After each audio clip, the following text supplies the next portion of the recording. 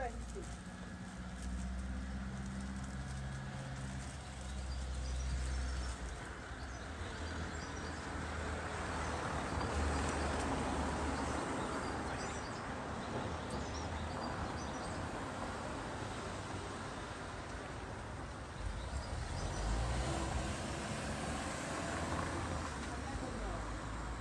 Pierre, 1914-1918. Victime militaire. Assez Albert. Mort au champ d'honneur. Assez Désiré. Mort au champ d'honneur. Barthélemy Émile. Mort au champ d'honneur. Bello Louis. Mort au champ d'honneur. De Syrie Eugène. Mort au champ d'honneur. Favereau Arthur. Mort au champ d'honneur. Favereau Cyril. Mort au champ d'honneur. Fontaine Jacques. Mort au champ d'honneur. Fontaine Marcel. Mort au champ d'honneur. Fontaine Roger. Mort au champ d'honneur. Foulon Fernand. Mort au champ d'honneur. Gérard Henri. Mort au champ d'honneur. Gobert Albert. Mort au champ d'honneur. Guérin Gustave. Mort au champ d'honneur. Le Eutre Albert. Mort au champ d'honneur. L'évêque Émile. Mort au champ d'honneur. Michaud Henri. Mort au champ d'honneur. Miel Albert. Mort au champ d'honneur.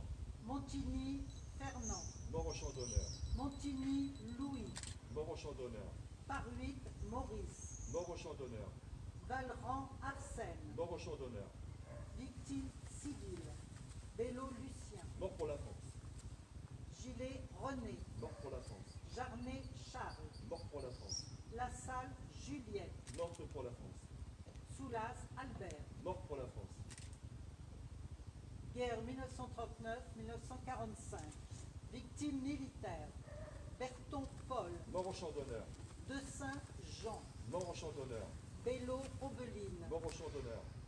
Volant Désiré. Morte pour la France.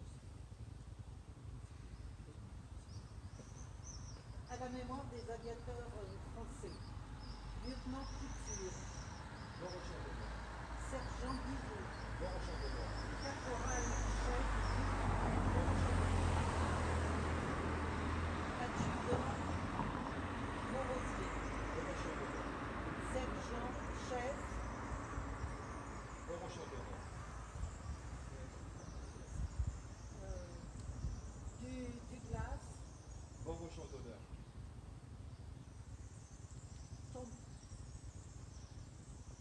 Opération Tombé ex- au combat aérien à 25 jours le 26 mai.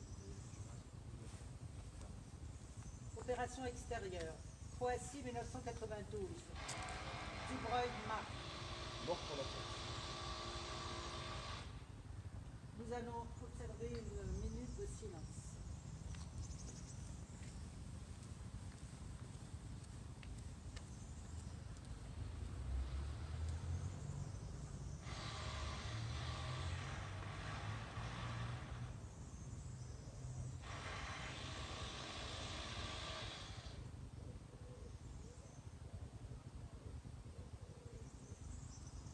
Merci.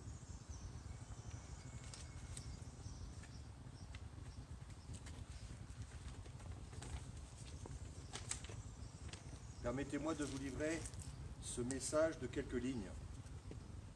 Le 14 juillet, la simple évocation de cette date magique réveille chez chacun d'entre nous une cohorte d'images colorées et de joyeux instants.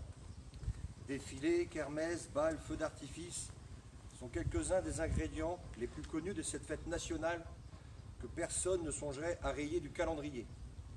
Se rassembler ici aujourd'hui, cela veut dire que nous voulons montrer notre attachement aux valeurs fondatrices de la République, que nous voulons connaître, comprendre et transmettre ces valeurs afin de nous permettre d'aborder avec confiance et sérénité le monde d'aujourd'hui et de demain, et l'actualité nous montre que nous en avons grand besoin.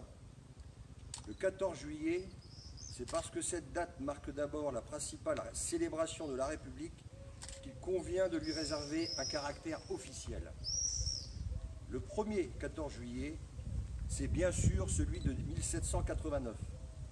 Ce matin-là, le peuple de Paris prit les armes aux Invalides, puis se dirigea vers une vieille forteresse royale, la Bastille, qui constituait le symbole du pouvoir absolu. Pourtant, si la fête de la Fédération dès le 14 juillet 1790, célébré en grande pompe le premier anniversaire de l'insurrection, durant tout le XIXe siècle, le 14 juillet ne fut pas fêté comme tel. La commémoration du 14 juillet 1789 fut même abandonnée et sera, durant tout le XIXe siècle, l'objet de débats cinglants et de controverses sanglantes, jusqu'à ce que la Troisième République et Gambetta ne cherchent à célébrer les fondements du régime. Sur proposition du député Raspail, la loi du 6 juillet 1880 faisait enfin du 14 juillet la fête nationale de la République. L'accent fut mis sur le caractère patriotique et militaire de la manifestation, qui se voulait aussi festive, ludique et populaire. Toutes les communes de France étaient concernées. La fête débutait par une retraite au flambeau le 13 au soir. Le lendemain, les cloches des églises annonçaient le défilé, suivi d'un déjeuner, de spectacles et de jeux. Les balles